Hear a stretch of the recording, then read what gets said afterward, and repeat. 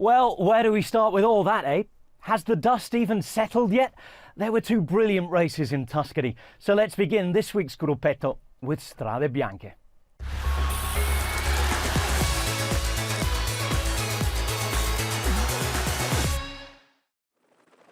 It's where the ancient and modern agree to meet one Saturday each spring.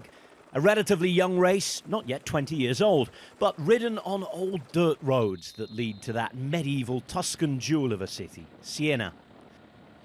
A typically attritional race had seen a couple of dangerous moves go and be brought back, with Pauline Ferrand-Prévot looking impressive and Italian champion Elisa Longo-Borghini at the opposite end of the scale, suffering from illness and not looking like a candidate for victory.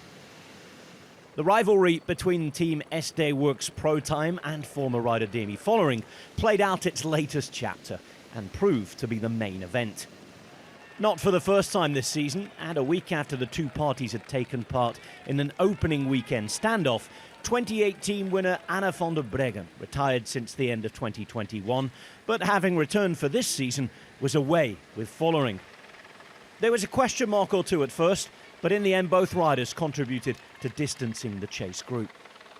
It all came down to the steep Via Santa Caterina, the launch pad for final attacks. The decisive effort arrived courtesy of Vollering. Demi Vollering's got Van der Breggen on the ropes.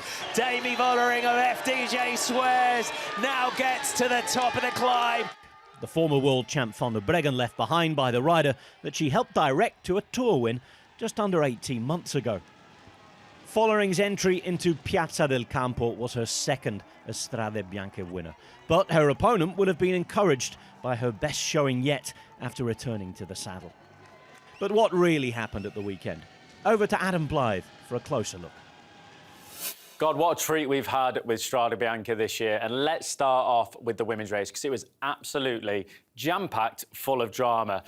And this was at 13.7 Ks to go. We've got FDJ riding for Demi Vollering, the eventual winner. But what is interesting is this part here. Anna van der Breggen, she's got a lot of experience, retired from the sport, back in the game now. But this is on the lead into La Tolfe. She attacked on the downhill, she pushed on a little bit to create that gap. And on that gap there, she did that. So as she ran into the bottom of the climb, she just had a little bit of breathing space, but also making Demi Vollering work a lot harder. When we get on to the next clip here, this is where that importance of what Anna van der Breggen did. So she eventually closed the gap. This is Demi Vollering I'm talking about, second wheel here. Anna van der Breggen, sorry. At the top of the climb, she wasn't on her limit, but she wasn't too far off it. So as you can see here, Demi Vollering in second wheel, and at the hardest point of the climb, straight over the top of her, Van der Breggen finding the legs from, I don't know where, out of nowhere, but she did this, was able to jump on to the wheel of Demi Vollering, and those two then went on clear to the finish. You can see by just these shots only, remember that Demi Vollering had to close that gap to Van der Breggen, then she went over the top. That is a clear demonstration to me of who was the strongest in that race. After this, they get on to the final part of the climb, and I highlighted a minute ago Anna van der Breggen's tactical now. She's got that experience, and if we start to look coming into the final here, this is when you can really see it. So Anna van der Breggen here, but watch this. She overtakes Demi Vollering, squishes her onto the barrier, but look how much Demi Vollering has to slow down there. So loses wheel, a little bit more of an acceleration, and I think she did this to really just make Vollering work hard. She went long after that, maybe a little bit too long, but I believe she knew she didn't have the legs to get up that climb with Demi Vollering, so she wanted to make it harder and just increase her chance that little bit more. Demi Vollering obviously went on to win. Fantastic victory, and we could see how much it meant to her coming across the line. This was the attack by her. Only one attack with around 200 metres to go before the top of the climb, but you can just see via Anna van der Breggen here. There wasn't really a response. She got out the saddle, but I believe she knew what was coming. She didn't have the legs, wanted to put her under pressure. She did, but it wasn't just enough pressure to let this woman finish second place. She won it, and in brilliant fashion, and we could see how much that meant to her as well. While all that was happening, the men's race was already underway. A 10-rider break included the youngest ever man to take on the dirt roads, 18-year-old Dane Albert Witten of Lidl Trek. He and half of the escapees had been swallowed up by the bunch by the time that reigning champion Tadej Pogačar and fellow former winner Tom Pidcock made their attack on Monte Santa Maria. With neither able to drop the other, nor Connor Swift for that matter, who was the only survivor from the morning move, until this happened. Tadej Pogačar is down. We talked about mechanical mishaps, the lack of lady luck, and it's the latter that struck the man in the rainbow bands.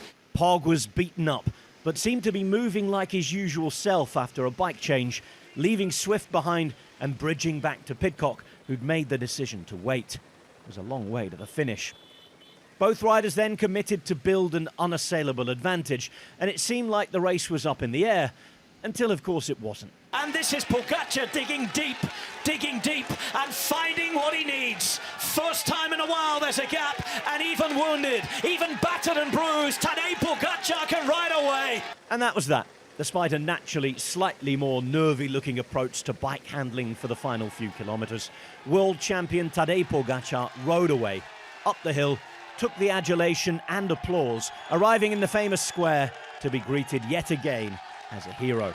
Strade Bianche belongs to the great Tadej Pogačar. More firsts in a career full of them.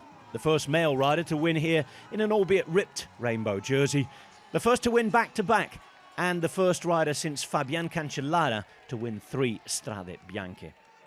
That equals the all-time record and earns Poggy his name set in stone.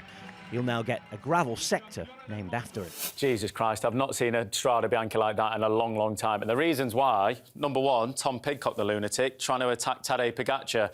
This was around 78.6 k's to go. You can see now Tom Pidcock sat second wheel, having a look over his shoulder, seeing who's there, probably thinking, oh, God, he's still there, surprise, surprise. But with 78 k's to go, this is when Pidcock starts to launch his attack. I was confused by this move from Tom, but he was obviously feeling very, very good, and had great legs to do so. But Tadej Pogačar didn't want the shine to be off him, so he went straight over the top of him. And this is a point for me where Pidcock looked at the most dangerous point in terms of getting dropped by Tadej Pogačar. As you can see later on in this clip here where they come to catch Connor Swift, Tadej Pogačar is still on the front, but just look at the effort that Tom Pidcock's having to make on his wheel. He's out the saddle, he's just pushing on. He does not want Tom Pidcock to get an ounce of rest. And more than anything, I think Tadej Pogačar was quite surprised at this point that Pidcock was still on his wheel, especially with all this pushing he was doing. And as we can see from here, he was already really pushing on these descents already. I think he wanted to shake Pidcock as much as possible.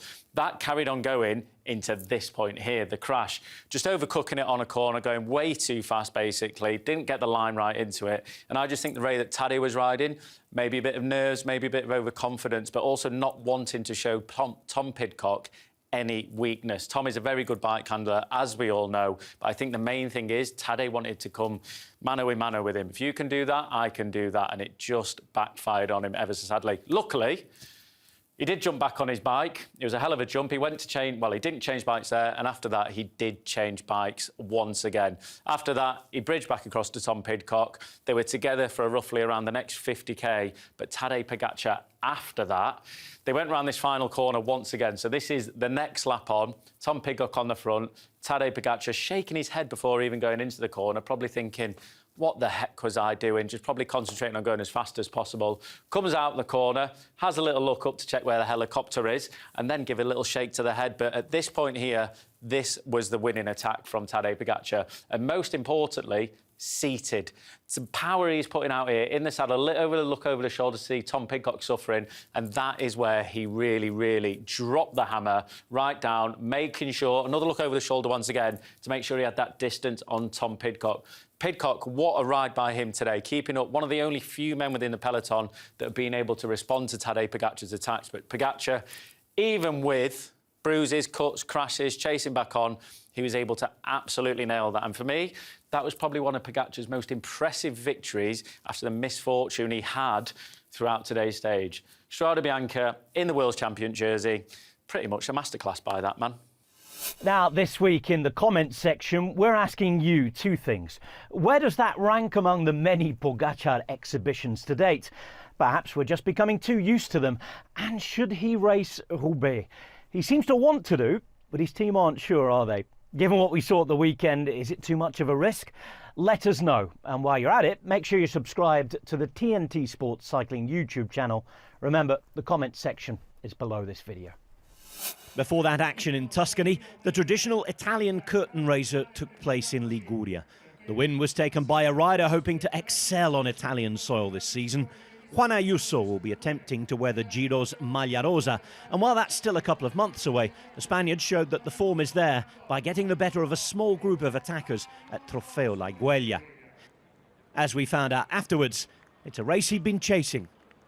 It was the place I was missing. I did one time third, one time second, and now finally I have also the place I was missing, which is first. And I'm glad I could finish the work of the team. We controlled all day. We made hard paces on the climb, and then in the final circuit, I always had a teammate with me covering every movement. So yeah, I'm glad I could finish the work off. The racing also continued in Belgium. Mathieu van der Poel was a surprise starter in Wallonia's only real cobbled classic. Originally scheduled to wait a little longer, the Dutchman said that the itch to race had become too strong. If you thought something looked a bit strange at first, but couldn't quite put your finger on what it was, then perhaps you were looking for him to be easier to pick out. Tuesday was the first time in 590 days that MVDP had a normal team-issued jersey on his back in an official road race. What wasn't so strange was the fact that you could drop one of the letters from the abbreviation of his name, because once again he was simply MVP. His 51st road race win saw a new name added to his extensive palmarès. Le Samyn, finally in the family, after his father Adri came second in 1981. Current European champion Lorena Wiebes was already well up to speed by the time that she took the start of the same race. Her winning sprint to the line at the end of the Samyn des Dames was her fourth victory from 6 days of 2025 racing, moving the Dutch star onto 97 career successes. Irish rider Lara Gillespie's current form deserves an honourable mention here too. Her third place was a third podium of the season. It leaves one feeling that a big road win might not be too far away. There was a special comeback story at the Grote Monseré on Sunday. Alexis Brunel, a 26-year-old French rider who promised much after turning pro as a teenager and then moved to UAE Emirates, suddenly retired in 2022. After suffering from depression, he's since returned to the sport and is back as pro on Total Energy. Here he was out in the breakaway and showed that after 198 kilometres, even after a period away from the top, his class is permanent, holding off the rest of the break and the peloton to win for the first time since 2020. Welcome back. In stage racing, the most important week of the spring is underway. Tirreno Adriatico takes place in Italy, but we've already seen the opening day of Paris-Nice. The loop stage around the Yvelines département has become a real feature of the race's start in recent years. Julian Alaphilippe was on the attack near the end of the day. Jonathan Narvaez, last year's winner Matteo Jorgensen, and his compatriot Magnus Sheffield took late bonus seconds before Tim Merlier dominated the opening sprint of a stage race again. He led Paris-Nice going into day two, just as he had done a couple of years previous. Away from the sprint lineup at the Race to the Sun and partnering the reigning champion Jorgensen in a two-pronged Visma-Lease bike GC attack is Jonas Vingegaard. He's already won the Tour of the Algarve this season, and these were his thoughts on building up to this year's Grand Tours. And more. Not nice at all. To be honest, I think it was quite a lot worse than most of people actually know it. The injuries were very bad. I had 7 broken ribs and a broken sternum. Collarbone was in 3 or 4 pieces. I had a broken finger and both of my lungs were punctured. To come back from that and that quick was, yeah, I'm really happy and proud of. That I was actually able to make it to the Tour de France was actually a victory in itself, and so to be second in the Tour de France and to win a stage was really incredible for me. Vingegaard's holding it. It needs another effort. Vingegaard, so good. Vingegaard to the line, and look at that. What a story that is. I'm really happy with that as well, and then later on to win the Tour of Poland. So for the 2025 season, my biggest goal will of course be the Tour de France again. For me, it's the race that means the most for me. It's the biggest race of the year, and there is just something special about the Tour de France. It's, yeah, you have to be there to feel it. To try to win that, of course, for the 3rd time, and then Of course, in the spring I will do Paris-Nice and Catalonia. Also, later on, then I will do the Vuelta A Espana.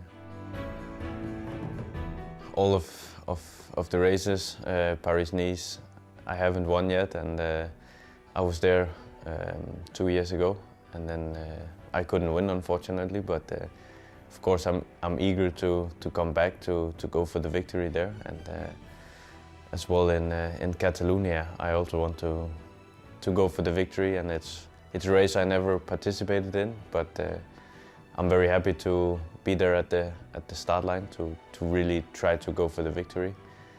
And also in the Vuelta A Espana, it's a special race. It's one of the biggest races in the world, and one that I've always been watching in television, and one that I really would love to win as well.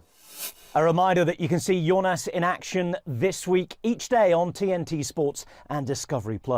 Monsieur Paris-Nice himself, Sean Kelly, will be with me to review the race next week on the Gruppetto, along with Tirreno Adriatico, which also packs a stellar field. Each stage of the race in Italy is also live and on demand across our platforms throughout the week. Before we go, one final reminder to subscribe to the TNT Sports Cycling YouTube channel, where you'll see highlights of all of those races too. I promise you won't miss a beat. See you next Monday then. Goodbye.